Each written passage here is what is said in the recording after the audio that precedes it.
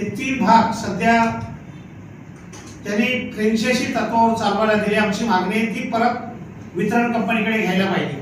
तर यापूर्वी जळगाव त्याचबरोबर नागपूर आणि औरंगाबाद खाजगी भांडवलदारांना दिले होते, ते चालवू शकले नाही।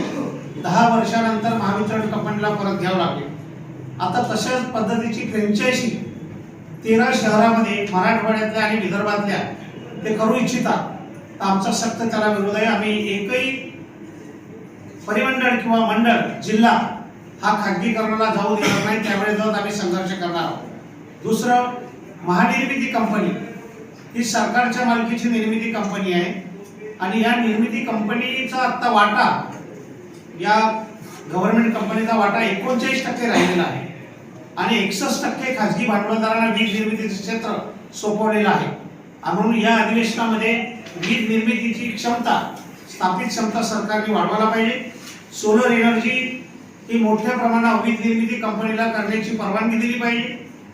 विविध भागामध्ये कोळशावर आधारित, पाण्यावर आधारित तरंगते प्रकल्प, सौर प्रकल्प निर्मिती कंपनीला करण्याची परवानगी दिली पाहिजे।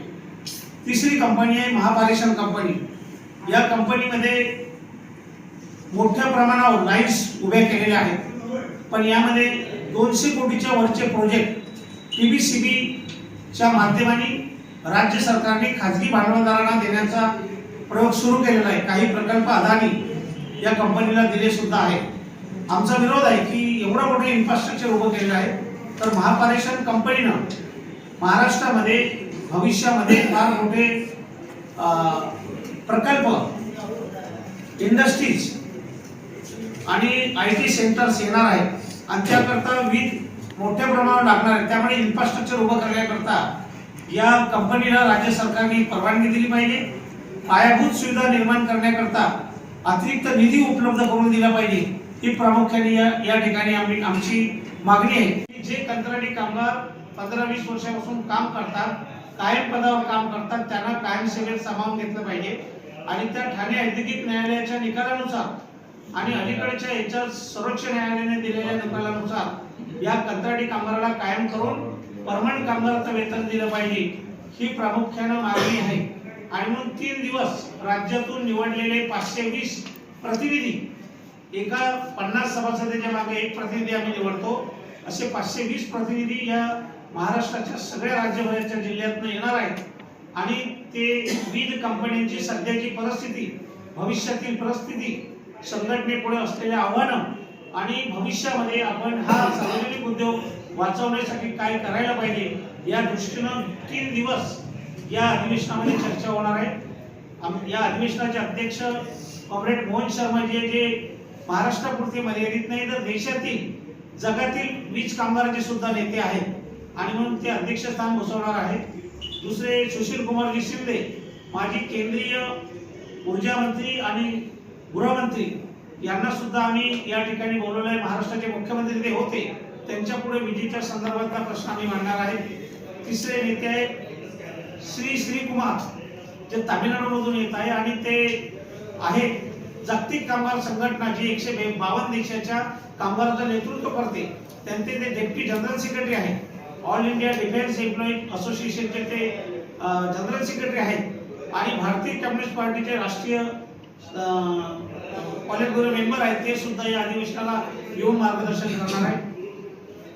तिसरे नेते आहेत श्री अब्दुल गना, हे जम्मू काश्मीर मधून येत आहेत आणि ते सुद्धा जम्मू काश्मीर आणि इतर भागामध्ये कशा पद्धतीनं कामगारांचं शोषण होते या संदर्भात ते मांडणार आहेत। चौथे नेते आहेत की राजन क्षीरसागर, कॉम्रेड राजन क्षीरसागर, दिल्लीहून येत आहेत आणि 3 शेतकऱ्याचे कृषी कायदे रद्द करण्याकरता ज्या संघटनेच्या नेतृत्वामध्ये 13 महिने दिल्लीला आंदोलन झालं होतं, त्यांचे ते नेते आहेत। सोलापूर अधिवेशन जे आहे एका विशिष्ट म्हणजे परिस्थितीमध्ये हे सोलापूरचं अधिवेशन आहे, जेव्हा केंद्र सरकारच्या माध्यमानं सर्व सार्वजनिक उद्योगाचं मागचे लोक गडबड नका करू, जेव्हा देशामध्ये केंद्र सरकार सर्व सार्वजनिक उद्योगाचं खासगीकरण करायला लागलेलं आहे, त्या अवस्थेमध्ये आपलं हे सोलापूरचं डिव्हिजन आम्ही घेत आहोत आणि त्याच्यामध्ये अत्यंत महत्वाचे असे निर्णय या संदर्भामध्ये घेण्याची आवश्यकता आहे. या ठिकाणी हा जो प्रश्न उपस्थित केला होता की ग्राहकांचा काय फायदा आहे याच्यामध्ये. ग्राहकांचा याच्यामध्ये फायदा आहे की इतक्या देशामध्ये 44 या सरकारी वीज कंपन्या आहेत वितरणच्या. त्यांचं मुख्य ध्येय आहे सोशल ऑब्लिगेशन. सोशल ऑब्लिगेशन हा म्हणजे सामाजिक बांधिलकीनं विजेचा पुरवठा करणं. आपल्याला कल्पना असेल की देशामध्ये बाकीच्या सर्व वस्तूंच्या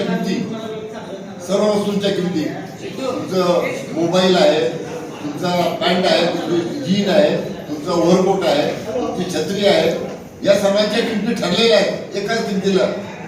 एखादा खड्डे खोदणारा कंत्राटी कामगार गेला तर त्याला तीच किंमत लागणार आहे आणि अंबानी अदानी विकत घ्यायला गेला तर त्याने तीच किंमत लागणार आहे.